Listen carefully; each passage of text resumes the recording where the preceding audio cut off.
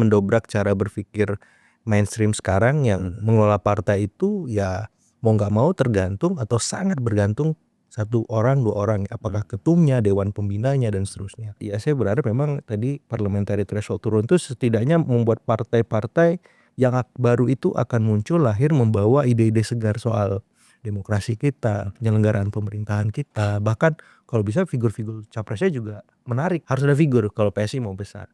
Karena kan selama ini sudah punya tadi ya, sudah punya mahzab paham Jokowisme, logistik juga lumayan ya Bang. Kemudian kenapa belum lolos nih? Ada yang belum selesai berarti. Ya saya kira figur yang belum terejawantah. Kira-kira ke depan siapa yang cocok, yang pas, yang pantas mewakili PSI ke publik secara konsisten seperti itu. Kalau mau mendobrak habis-habisan revisi itu dibatasi semua hal. Semua hal kan sudah dibatasi Bang. Pengelolaan keuangan, ada desentralisasi fiskal, kemudian pengelolaan pemerintahan juga ada otonomi daerah. Partai ini belum ada reformasinya, stuck.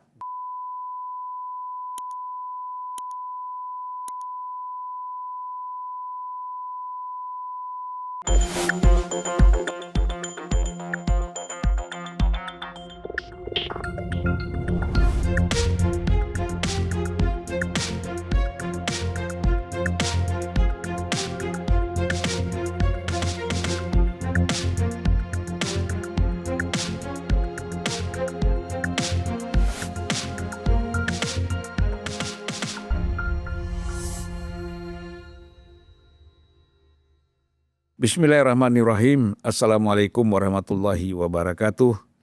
Salam sejahtera buat kita semua. Dan salam juga untuk seluruh para penonton Unpacking Indonesia dimanapun berada.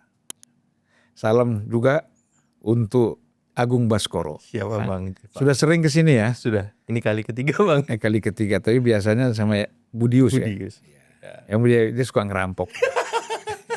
Kalau mau masuk ke saya, sama dia ke sana.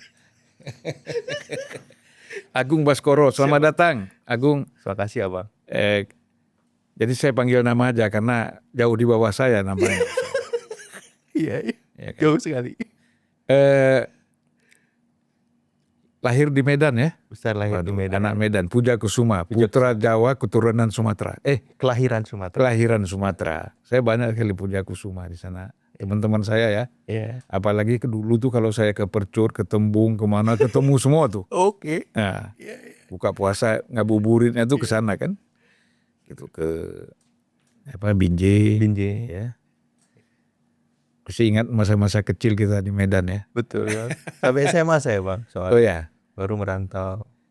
Kalau saya bolak-balik, kadang setahun di Medan, setahun di Aceh, bolak-balik aja. Makanya SMA-nya lama. Paham.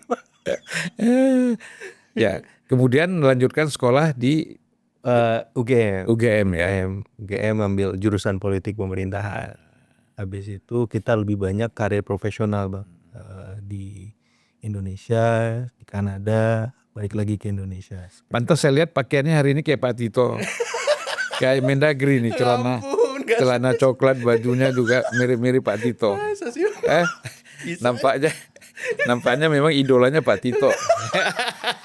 Ampun. Kebetulan politik pemerintahan kan? Pak Pratik dulu. Pratik. Jadi yang tanda tangan ijazah kita dekan Pak Pratik. Dekan, tapi dia sempat rektor juga kan? Waktu dia rektor kita udah lulus Bang. Oh ya. Itu. Jadi ya Pak Pratik sebenarnya aliran mazhabnya. Tapi waktu itu ya Bang. Ya. Waktu itu. Mazhab Pratik sekarang nggak ikut lagi. Kita harus telaah lebih jauh. Iya. Gitu. Aduh, itulah kekuasaan itu sebentar aja ya. Betul Bang. Jadi orang kadang-kadang berkuasa, ada yang arogan, ada yang sombong, ada yang melupakan kawan, misalnya kan sebentar. 10 tahun, 15 tahun, apalagi 5 tahun, itu cepat sebentar. Roda berputar. Nah, jadi jangan ada yang berubah dalam diri kita. Baik kita itu jadi rakyat, jadi pejabat, ya biasa aja, sama aja. Gak usah ada yang berubah, ya kan? Betul. Ya memang kesibukan beda, ya kan? Kadang-kadang kan begini, kawan-kawan itu kan harus paham, ya kan? Iya. Harus paham bahwa kalau kawan kita sudah menjadi pejabat, itu pasti kesibukannya luar biasa. Nggak bisa lagi ngopi bareng-bareng tiap hari sama kita, merokok bareng, isap sisa bareng misalnya. Nggak bisa karena kesibukannya udah luar biasa. Macam-macam. Kita maklum lah misalnya ada kawan kita Mr. Q misalnya ya, Kodari. Dulu kan tiap kita telepon, wah siap datang kan. Nah, sekarang cari waktunya lama kali, udah 3 bulan nggak datang-datang. Ya kan? Sibuk banget, sibuk. Ya makanya Banyak. kita yang harus paham Iya. bahwa dia sekarang udah sibuk. Hasan Nasbi sudah sibuk, Ujang Komarudin sudah sibuk. Banyak ya kan? Ada juga yang bukan sibuk, pura-pura sibuk. Ya kan? Itu seperti Menteri Tenaga Kerja. Itu pura-pura sibuk itu ya. Ya kan? Tapi kawan kita juga. Iya. Nah, cuman kalau semua dia ada waktu pastilah dia datang gitu. Nah, kita hari ini kan membahas satu statementnya Pak Jokowi. Ini kan Pak Jokowi ini orang lagi enak-enak tidur tiba-tiba masang bom. Ya kan? Tiba-tiba dia bilang PSI ini menjadi partai super terbuka dan perseorangan. per orang. Ya, jadi memang banyakkan partai kita ini antara terbuka dengan tertutup. Tapi kalau PSI menurut saya itu lebih tegas. Ya, bahwa ketua umum dan struktur itu ditentukan oleh ketua dewan pembina. Itu kan lebih jelas, ya kan. Tetapi kalau yang lain kan kabur. Nah, misalnya Nasdem. Ya. Nasdem ada ketua dewan pembina, ada dewan pakar, ada ketua umum, ya kan. Di dalam pengambilan keputusan itu sering sekali perseorangannya hilang. Suara-suara kader tidak didengar. Langsung keputusan diambil oleh ketua umum, bukan dewan pembina. Gitu. Kan?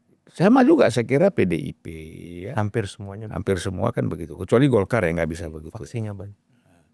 Nah, jadi ini memang menarik kalau apa yang disampaikan oleh Pak Jokowi itu ya, mengarahnya kan artinya ingin merombak juga cara berpikir tentang partai. Nah, ini bagaimana? Ya, menurut Pak Tito. Lupa.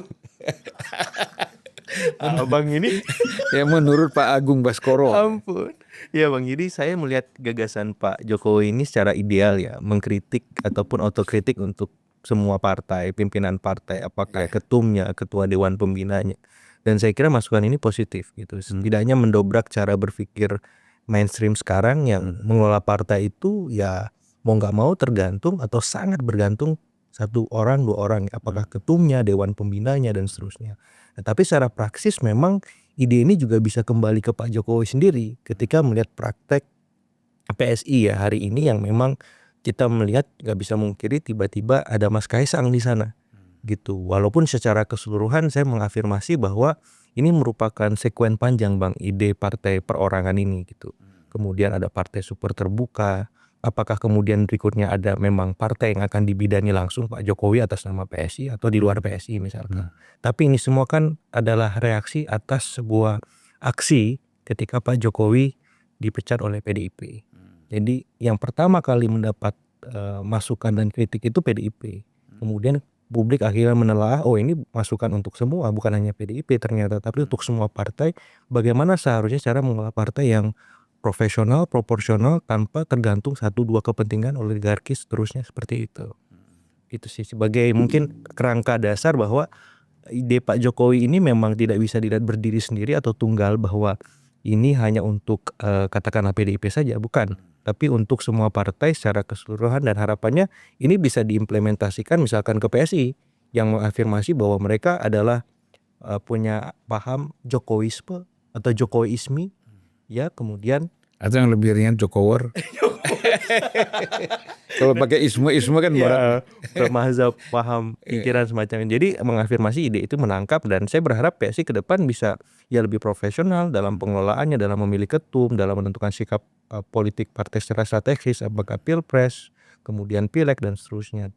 Dan tapi kalau misalkan enggak, nah ini bisa jadi backfire juga ke Pak Jokowi dan PSI sendiri gitu. Sebagaimana dalam beberapa waktu terakhir kan PSI terus mendapat ya semacam serangan publik bertubi-tubi kan Bang. Yang terbaru dan teranyar itu soal pengangkatan teman-teman PSI ke Kementerian Kehutanan misalkan. Itu kan satu lain hal yang saya kira perlu dilihat PSI juga kalau PSI memang mau berkembang karena growth-nya lumayan menarik karena parliamentary threshold kan diturunkan Bang.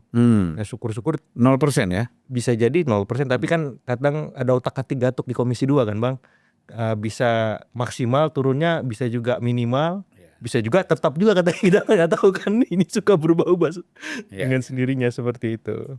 Tapi kan itu keputusan MK. Betul, Ya kan? betul. Final. Memang bisa DPR itu menolak keputusan MK. Ya sebenarnya nggak bisa Bang praktik, tapi kan pernah terjadi kemarin waktu revisi undang-undang pilkada, ada arahan-arahan keputusan MK itu di otak-atik gatuk lagi Bang, supaya DPR itu mengambil artian keputusan yang berbeda dan kepentingan yang mereka bawa itu akhirnya tidak dalam terbalik. Waktu itu konteksnya pilkada Jakarta kan, waktu itu ada beberapa pihak yang akhirnya tidak bisa maju, tapi dengan arus bawah publik melakukan aksi besar-besaran lewat Garuda Biru itu dan diakomodir akhirnya kembali ke putusan MK. Nah saya nggak tahu kan ke depan ini petanya seperti apa polanya, tapi kita berharap parliamentary threshold itu harus diturunkan semaksimal mungkin sebagaimana presidential threshold Bang, supaya ini bagus skemanya, menunya, sehingga ketika kita ada di meja makan menu prasmanan demokrasinya mantap, pilegnya macam-macam partainya, pilpresnya figurnya juga demikian, sehingga publik punya arahan, wah ini demokrasi kita on the track seperti itu. Ya sebenarnya kan diberi kebebasan aja ya, bahwa semua orang bisa bikin partai. Betul. Dan dipermudah bikin partai. Tapi kan walaupun tetap sulit. Ya, kompetisinya kan nanti di pemilu ya, prosesnya lah, di proses KPU-nya, proses mulai dari proses Menkumham, KPU. Kemudian nanti verifikasi faktualnya, ya kan? Yang susah yang itu Bang. Di situ. Faktualnya itu. Ya. Ada seorangnya, ada kantornya. Rumah jadi sekretariat kan? Sampai hari ini kan problem yang luar biasa bagi partai-partai kan kalau diverifikasi faktual gitu. Jadi kelihatannya mudah, tapi nggak semudah itu Bang. Gitu. Jadi makanya kalau dilihat ya saya berharap memang tadi parliamentary threshold turun itu setidaknya membuat partai-partai yang baru itu akan muncul lahir membawa ide-ide segar soal demokrasi kita, penyelenggaraan pemerintahan kita, bahkan kalau bisa figur-figur capresnya juga menarik seperti itu. Ya jadi persepsi persepsinya Agung, arahnya kemana? Kira-kira kita nggak bicara persoalan ke satu partai atau dua partai. Betul. Tetapi kan ini kan visi ya. Kira-kira visi Pak Jokowi ini kalau dibaca secara politik gimana nih? Iya. Pertama saya melihat secara personal dulu beliau ingin tetap berada di orbit strategis kekuasaan Bang. Karena beliau sudah purna sebagai presiden. Apalagi beliau melihat ada contoh-contoh ex-presiden yang hari ini tetap eksis. Katakanlah Ibu Mega ada PDIP, kemudian Pak SBY ada Demokrat. Nah saya ini pakai apa nih kalau saya kira-kira mensimulasikan sebagai Pak Jokowi supaya saya tetap ada di orbit ini. Kenapa? Karena keluarga saya masih ada di sana. Saya nggak mungkin meninggalkan itu. Karena kalau saya tinggalkan sekarang saja sudah ada serangan-serangannya. Gitu. Ambil contoh ada Adi Jokowi misalkan. Nah otomatis saya berpikir Pak Jokowi perlu mencari semacam kendaraan. Di luar secara personal beliau bisa melakukan manuver-manuver politik. Seperti itu. Jadi kendaraan yang paling objektif hari ini ya memang saya lihat PSI. Gitu. Walaupun ada yang lain, tapi kalau kita ambil contoh yang lain misalkan Golkar, terlalu banyak faksi di sana. Matahari Pak Jokowi itu agak susah bersinar. Gitu. Kalau kemudian Gerindra juga agak berat, karena Pak Prabowo udah terik banget tuh mataharinya di Gerindra. Kalau Pak Jokowi masuk, jadinya pelengkap.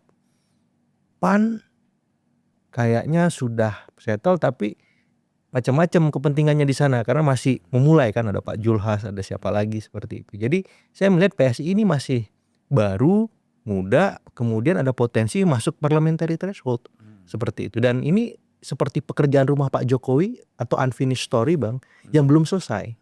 Karena waktu di masa Pak Jokowi PSI ini nggak lolos parliamentary threshold. Nah dan ini bisa menjadi pembuktian bahwa Pak Jokowi memang bobot elektoral yang besar dan menjawab tantangan publik juga. Kalau Pak Jokowi buat partai atau membesarkan partai memang bisa besar gitu. Buktikan dong kalau memang punya makan elektoral, kalau memang katanya Bapak punya pendukung yang yang solid, yang militan.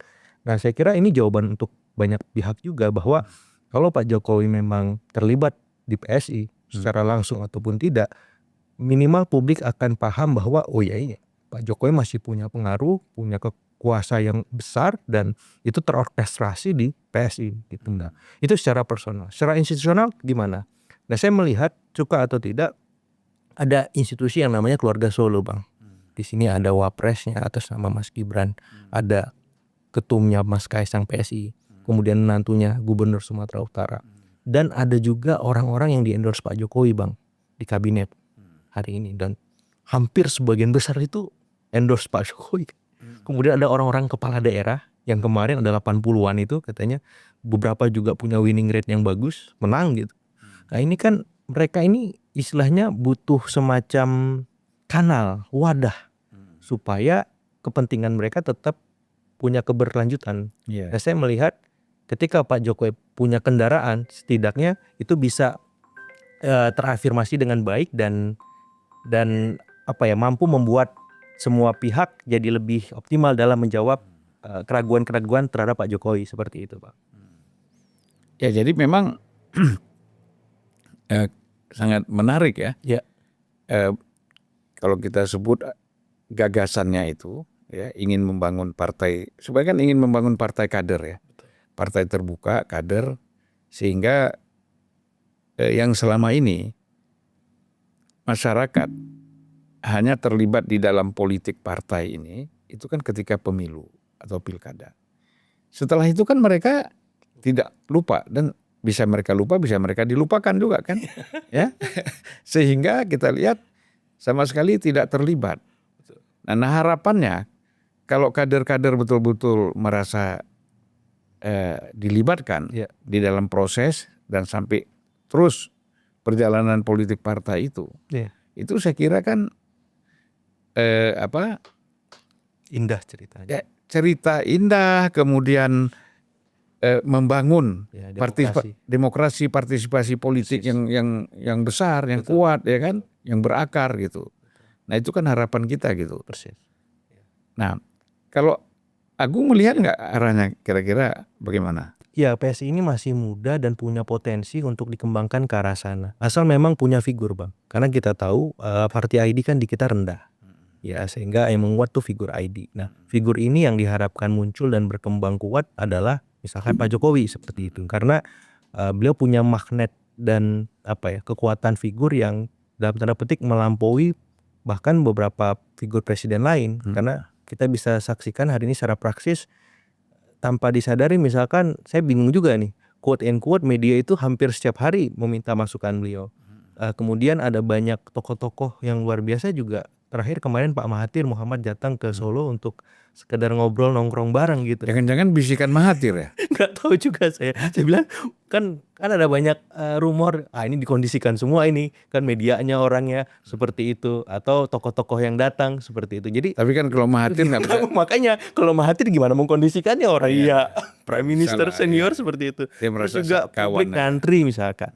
Jadi saya bingung juga kalau misalkan seperti itu, artinya kan memang figur ini perlu diinstitusionalisasi. Dan saya kira PSI bisa menjadi salah satu wadah yang paling objektif untuk memulai perbaikan dalam konteks tadi partai super terbuka itu. Sehingga publik punya gambaran objektif, oh ini loh simulasi sederhana bagaimana mengelola partai yang profesional, yang optimal.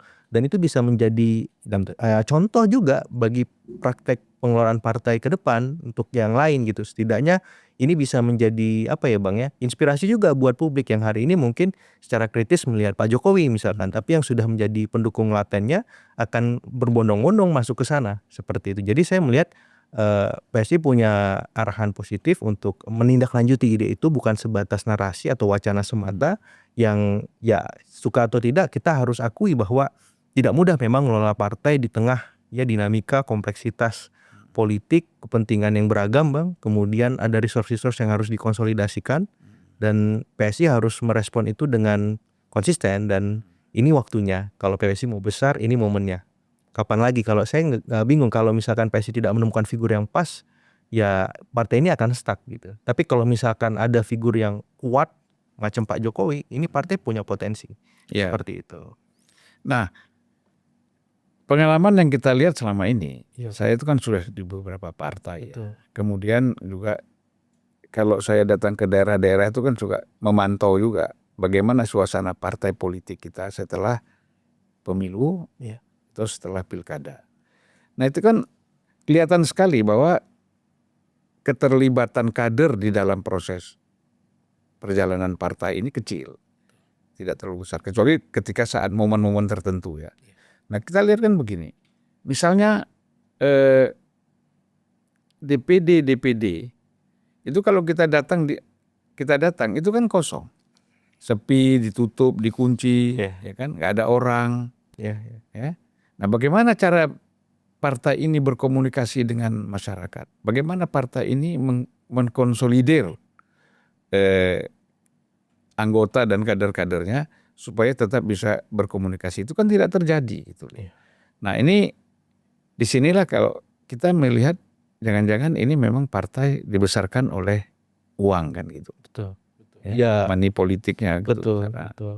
Karena memang susah Bang untuk tidak mengatakan kaitan antara logistikisitas dengan pengelolaan partai hari ini ya. Kan ada popularitas, ada akseptabilitas, ada elektabilitas. Nah, yang keempat ini walaupun di akhir menentukan semua hal. Isitas.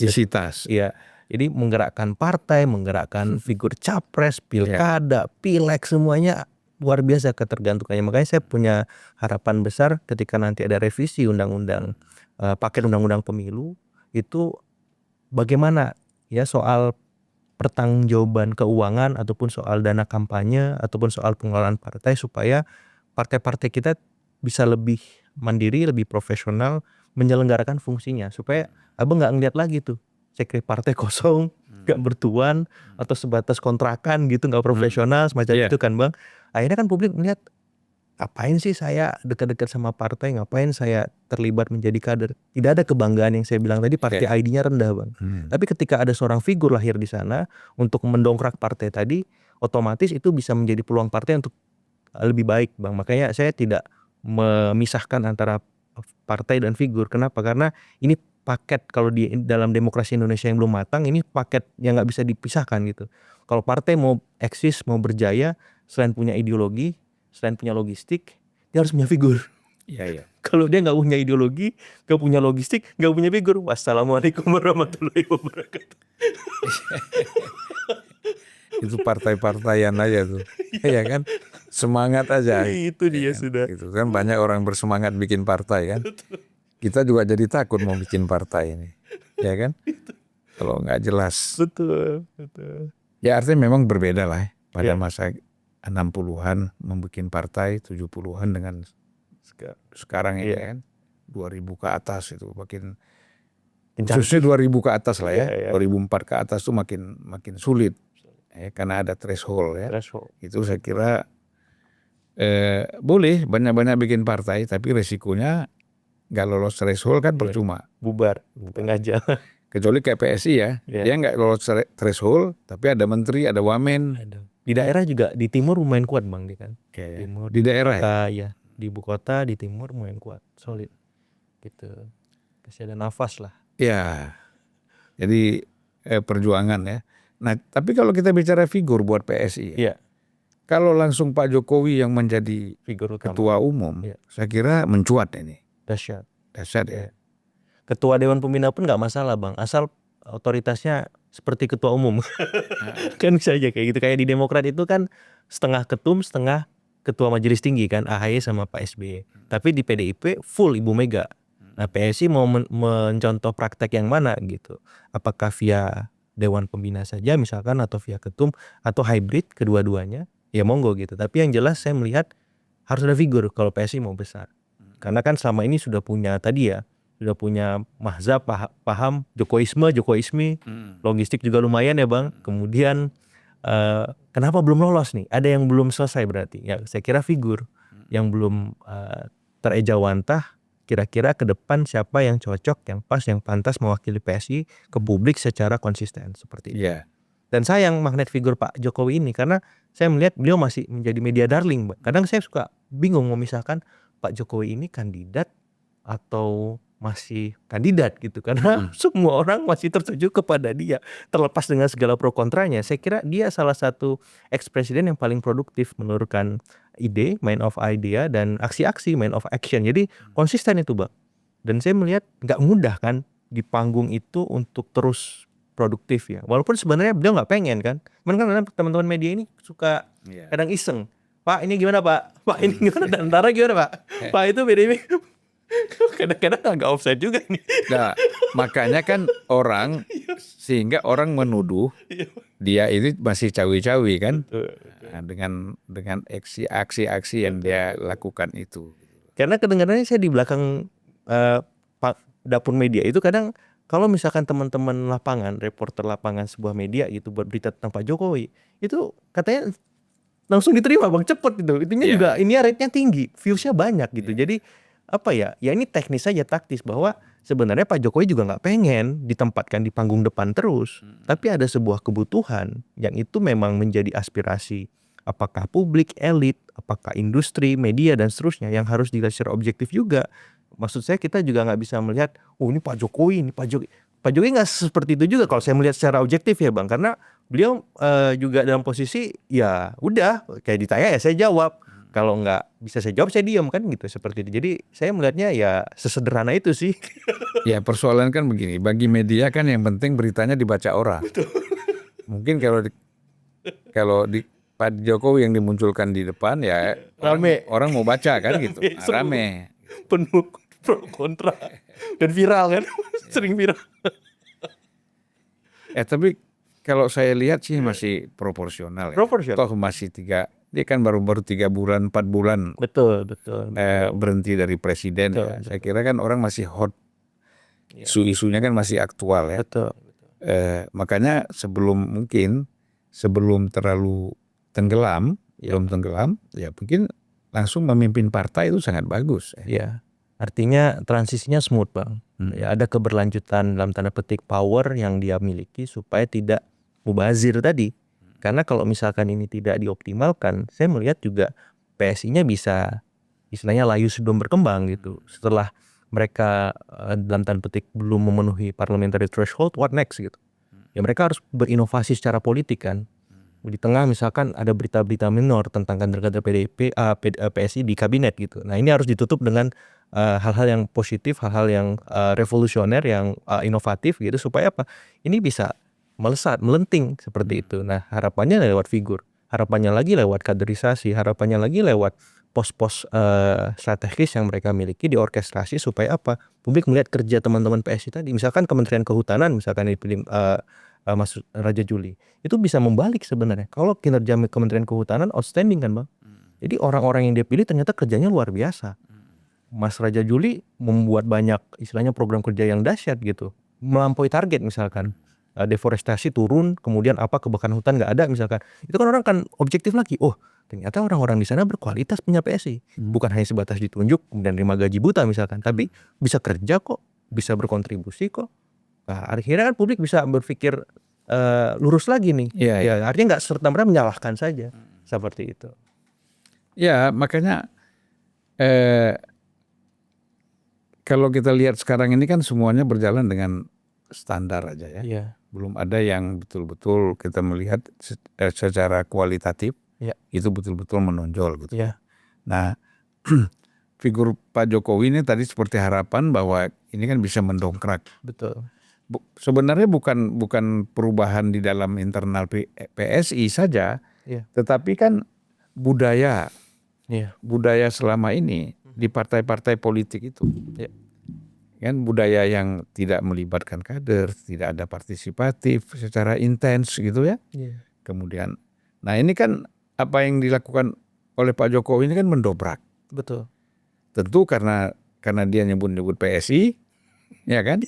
Dan kemudian gayung bersambut akhirnya orang fokusnya ini ke PSI. Gitu. Padahal semua partai kan harus didobrak ini sistem-sistem, karena kalau enggak kan mereka membohongi rakyat. Betul. Gitu loh. Seolah-olah demokratis, seolah-olah paling ingin melakukan perubahan, perbaikan, tapi kenyataannya di internalnya kan berantakan gitu loh. Di internalnya itu sama sekali hal-hal yang disampaikan itu tidak dijalankan. Ya kan? Seorang ketua DPW atau apalagi DPC itu cukup telepon ketua umum diganti. Anggota parlemen kritis Ah, di PAW. di PAW. Iya. Ya. Walaupun itu agak sulit ya. Kalau struktur partai kan langsung. Iya. Nggak bisa bernapas lagi tuh. Kau berhenti besok. Iya, selesai. Tiba-tiba udah ada penggantinya. Plat, gitu kan. Iya. Nah, karena itulah saya katakan bahwa partai ini dikelola secara pragmatis, ya kan? Tidak ada unsur-unsur ideologis di dalam partai itu. Semuanya pragmatisme. Iya. Gitu. Atau lebih ini lagi praktis. Main praktis saja. Ya kan? Nah, tidak pernah ada pertimbangan-pertimbangan ideologis, pertimbangan visi misi misalnya dalam pengambilan keputusan tertentu. Nah, ini saya kira setuju nggak kalau Pak Jokowi ini kita bilang melakukan terobosan ini? Iya. Saya kira ide beliau soal partai super terbuka ini memang menghentak ya Bang ya. Menghentak. Tapi istilahnya kalau timnas itu timnas Jerman Bang. Tim Panzer. Pelan, tenang lama-lama kok rame nih gitu kan, ide partai super terbuka. Karena saya kira kita butuh narasi-narasi baru untuk membuat praktek kita berpolitik, praktek kita berdemokrasi, berkonstitusi itu semakin lebih baik. Nah, kalau ada yang melaksanakan secara konsisten, siapapun itu, tak hanya PSI, ini bisa membuat dalam tanda petik insentif elektoral mengalir partai itu. Partai semakin berfungsi, partai semakin substantif menjalankan perannya di masyarakat, tidak hanya sebatas menjelang masa kampanye atau ketika pemilihan, tapi sebelum itu jauh mereka mulai berkontribusi. Dan saya melihat beberapa kali memang banyak anggota-anggota parlemen ya ketika melakukan RDP dengan mitra-mitra kerjanya itu juga kritis Bang. Ketika merespon kebijakan-kebijakan tidak populis dari pemerintahan hari ini juga lumayan kenceng tuh partai-partai yang ada di Koalisi Indonesia Maju Plus. Saya kira itu salah satu harapan kita, tapi ini tidak cukup. Ya, tapi menghujam sampai ke internal mereka. Bagaimana sih sesungguhnya pengelolaan partai ini? Dan saya berharap memang di Komisi 2 nanti itu digodok betul. Sampai pada satu momen Bang, saya tuh berpikiran kalau misalkan presiden kita batasi 2 periode, kenapa nggak ketum 2 periode juga? Kenapa nggak anggota parlemen 2 periode juga? Ini kan gak ada batasnya Bang. Ada yang 8 kali. Saya juga Iya, bingung. Kadang dari saya kecil sampai saya sekarang udah gede punya anak masih jadi anggota DPR. Anaknya udah punya cucu. Iya, ketumnya udah berapa periode kali kan, maksud saya. Ya kalau mau mendobrak habis-habisan revisi itu dibatasi semua hal. Semua hal kan sudah dibatasi Bang. Pengelolaan keuangan, ada desentralisasi fiskal, kemudian pengelolaan pemerintahan juga ada otonomi daerah. Partai ini belum ada reformasinya, stuck gitu. Nah, saya berharap pembatasan-pembatasan itu penting supaya tidak disalahgunakan.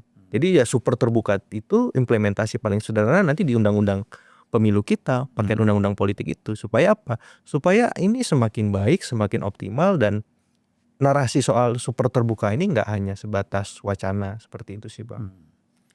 Ya makanya itu dari mana masuknya ya. Iya Bang. Bahwa kita kan ada undang-undang kepartaian kan. Betul. Nah, dalam undang-undang kepartaian kan bisa dimasukkan itu. Betul. Batas ketua umum 2 periode. Iya. Iya kan? Betul. Gitu. Anggota DPR dulu. Anggota DPR. Rame nanti Bang. Rame nanti. Tapi nggak apa-apa. Saya kira kan kita kan harus objektif. Iya. Orang presiden 2 periode. Presiden 2 periode. Iya. Gubernur 2 2 periode. periode. Wali kota bupati. Masa DPR mau ini kan nggak benar. Jadi cukuplah 2 periode, Iya. nggak bisa mencalonkan diri lagi. Kalau enggak, ya pastilah orang sudah terpilih 2 kali, 3 kali, 4 kali. DPD boleh lah Bang ya. Habis DPR DPD. DPD. Boleh kalau mau melanjutkan. Ya kan, lanjutkan di DPD. Iya. Kemudian 2 kali juga. Nah, selesai habis itu. Nah, habis itu. Kalau enggak, waduh, ngeri kita nih. Nah, jadi saya kira usulan itu Iya. menarik dan ini perlu diperdalam lagi ya, Iya.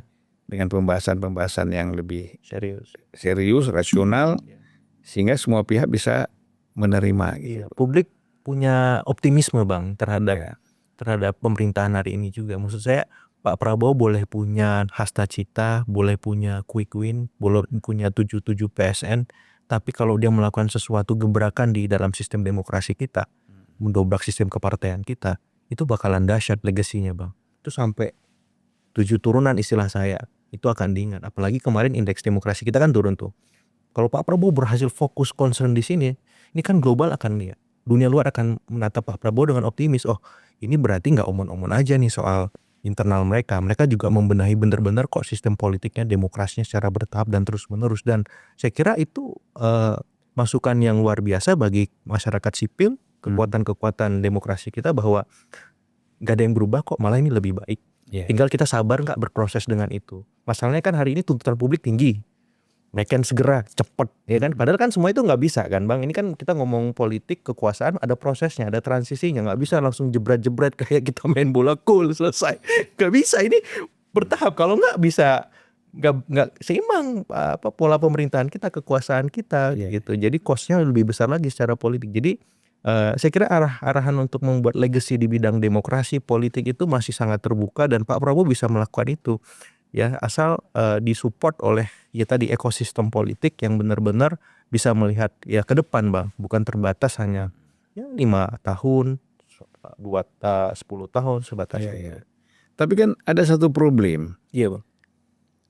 Yang kita lihat selama ini, ini kan internal partai politik itu tidak ingin berubah, ya kan? Mereka menikmati betul situasi yang ada sekarang, ya, dengan internalnya, dengan lingkungannya, kemudian termasuk dalam konteks anggota parlemennya, ini kan dinikmati oleh partai politik.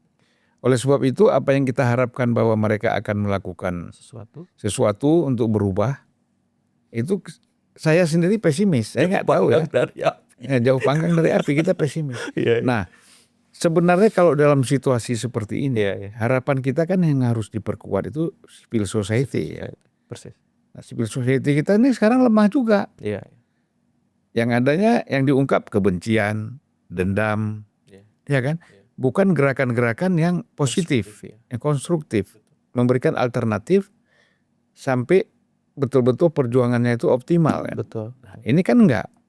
Gitu. Gimana ini pekerjaan rumah ya Bang ya. Maksud saya dari masa Pak Jokowi sampai masa Pak Prabowo hari ini yang saya kira memang itu menjadi tugas kita bersama gitu. Jadi concern untuk civil society bergerak itu memang hari ini menemui realitas. Kenapa? Karena ya tadi pemerintah berhasil mengkonsolidasikan kekuatannya secara hegemonik di parlemen lewat Kim Plus, tinggal PDIP di seberang. Nah, secara objektif pilihannya memang kita berharap di civil society gitu, masyarakat. Nah, ketika bahasan paket undang-undang politik kemudian dilakukan, mau nggak mau media, kemudian kampus, teman-teman gerakan mahasiswa, buruh dan seterusnya itu memang harus mengawal ini. Ya, kita penting ngomong tukin, tunjangan kinerja dosen. Kita ngomong UKT mahasiswa oke. Soal gimana memperluas lapangan pekerja karena PHK gitu. Tapi akar semua ini di partai. Mereka yang buat kebijakan. Kalau misalkan narasi ini tidak digeser, ya Bang, khawatir ini bahasanya eksklusif tadi. Jadi karena kan gerakan sipil ini melihat sesuatunya harus konkret ekonomi kan Bang. Padahal ekonomi itu secara langsung ataupun tidak diatur oleh politik ini, partai-partai ini. Karena yang memilih gubernur BI sampai gubernur gubernur Lemhanas itu partai. Yang memilih komisioner KPK sampai komisioner Komnas HAM misalnya itu partai gitu. Mereka ini punya kekuatan yang sangat besar, dan kalau kita tidak intim mengawasi mereka, apakah lewat paket undang-undang politik, lewat produk-produk legislasi lain, penyalahgunaannya tinggi sekali gitu. Makanya menggeser ini kan butuh kerja kolektif Bang. Makanya media ketika ada bahasan undang-undang paket pemilu, paket politik, itu memang harus habis-habisan diplototi bareng-bareng. Teman-teman kampus juga demikian. Bahkan bila perlu kalau memang nggak selesai lewat secara formal, ya kita lewat aksi turun ke jalan supaya apa? Paket undang-undang politik ini benar-benar bisa memberikan secerca harapan bahwa partai politik kita semakin baik, kemudian produk-produk turunan yang mereka hasilkan semakin berkualitas, ujungnya demokrasi kita ya semakin semakin bisa dinikmati oleh semua. Seperti narasi Super TBK tadi kan. Jadi secara keseluruhan kalau partai bagus ya insya Allah kedepannya politik kita, demokrasi kita lebih baik seperti itu. Baik Agung, siap ya. Terima kasih sama-sama ya atas dialog kita pada hari ini. sambil dalam keadaan puasa ya. Makanya nggak ada kopi, nggak ada teh, nggak ada Aman. air. Iya. Ya. Seru. Jadi saya ucapkan terima kasih.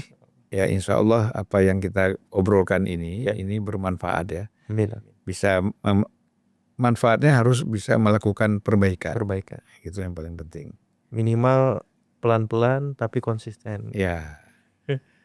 Oke, terima kasih Agung. Sama-sama, Sampai Bang. jumpa. Assalamualaikum warahmatullahi Waalaikumsalam warahmatullahi wabarakatuh.